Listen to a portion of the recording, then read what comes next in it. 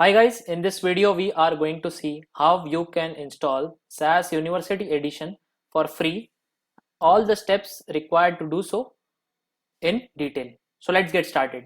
So you need to open any of your favorite web browser and search for Oracle VirtualBox. Then click on this download Oracle VM VirtualBox option. Since I am using a Windows system, so click on Windows host. And your VirtualBox executable will be downloading. Once completed, go to folders, double click on it, then click on run, click on next, make sure that the default location is as it is, next, proceed with installation now, yes, and install. So now your VirtualBox will be installing. So let it get installed. So install all the dependencies also. So once completed, click on finish. Now you will see a logo of VirtualBox, Oracle VirtualBox below. Click on it. So this is how your VirtualBox actually looks like. So for time being, let's minimize it. Now next step is to download SAS University Edition from this link on the SAS site. You need to create a profile. So I have created already. It is very simple. Then you can create a profile and click on I agree and click on continue. So it will take you to this page. Since we are using SAS University Edition in this video, so it is free of cost, no need to pay anything for it. Click on continue. So as you click on continue, one file will start to download, which is known as the SAS University Edition OWA file. So if you see your downloads option, you will see this file getting downloaded. It is a big file, around 2.3 GB. So keep patience until it gets downloaded. So now the next step is to create a default location for your SAS datasets. So I have created a folder called as SAS University Edition in my documents. Make sure that the spelling is the same. You can choose any other location of your choice. Inside this SAS University Edition, I need to create one more subfolder called as my folders. The spelling also needs to be the same. So once this is done, we'll go to the next step. Open your VirtualBox. So in my VirtualBox, you can see this Hadoop Spark ecosystem. Since I have Hadoop and Spark installed in my VirtualBox, so I have this option. You won't have this. So you just need to install the SAS part in your VirtualBox.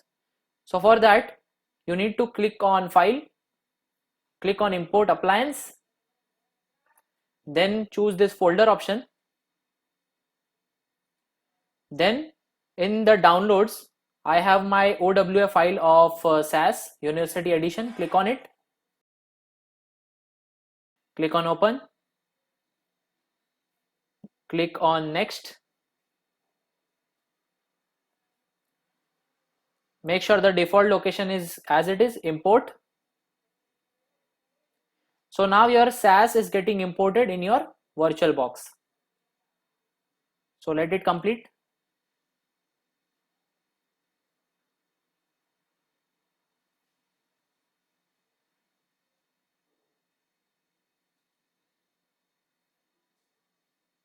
So now the import of SAS is completed. You can see SAS University Edition on the left hand side of your VirtualBox screen. So now to start SAS, click on the machine setting, then click on the shared folder option in this pop-up. Then you need to select the folder that you have created. So I have created the SAS My University Edition. Inside that I have the my folders. It was on the path of my documents. So select that my folders, click on select folder, then make sure read only is not selected, auto mount is selected, click on OK. So now you just need to start your VirtualBox SAS edition. So for that you need to select the SAS University Edition and then click on the start arrow. So now your VM will start your SAS University Edition. So as you see this blue screen, that means that your VM has successfully started the SAS session. Now to view this SAS session, you need the SAS Studio. So for that, we'll see the next step. Minimize this VirtualBox, open your favorite browser again, and then paste the link to the localhost 10080. Click on enter. So you can see your VirtualBox says SAS Studio for University Edition is live. Few options like welcome, start SAS Studio. Other than that, you can also get an option to start. On the top, you will see this SAS University Edition. You can click on the start SAS Studio to start the SAS session.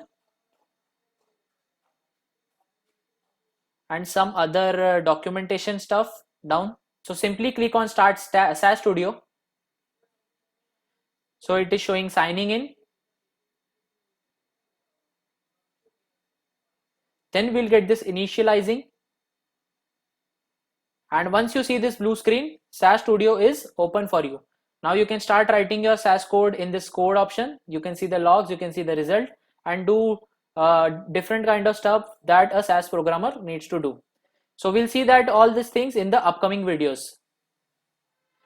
Now the next step that I wanted to show you is to close a SAS session. So for that, what you need to do is that you need to close this tab, open the VirtualBox again, then right click on this SAS University Edition running, go to close, click on power off, click on power off again. So now you can see that SAS University Edition is power off.